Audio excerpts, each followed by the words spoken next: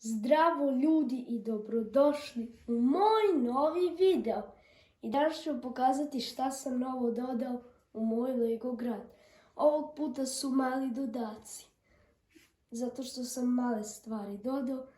No pa da krenemo. Znači ovdje znate da su vatrogasci koji gase požar. Ali tu sam dodao gliser. Znam da gliser ne može da ide po putu, ali ovdje ću staviti kao motor da može da ide i po putu. Onda ovdje se nalazi jedan lik, znači dodao sam ovog lika, zove se Šeširko.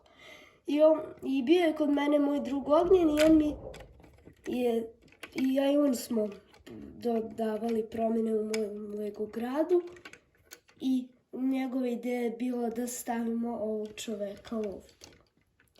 Idemo na sljedeću promjenu. Znači ovdje se nalazi klupa na kojoj jedan čovjek sedi. Vidite? Onda tu sam dodao deo iz seta, onog što sam dobio od Deda Mraza. Ovo je novine i kantu koje su zapaljene. Vatrogac.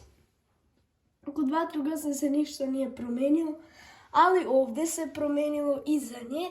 Tu se nalazi vozilo iz onog seta vatrogasna stanica koju sam dobio od Deda Mraza. I pogledajte ovo, kad kliknem ovo dugme, vidite sveći.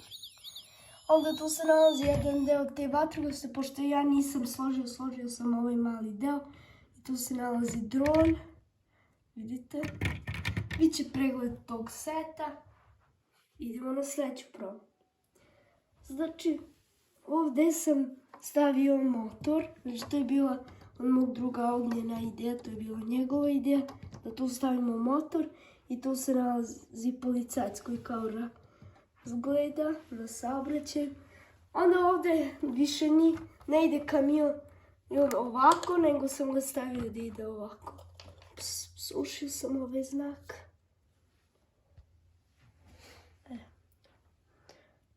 I ostalo kod pljačke muzeja se ništa nije promijenilo.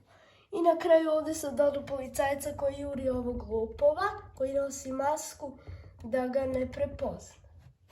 I to je to što se tiče malim dodacima u moj Lego grad.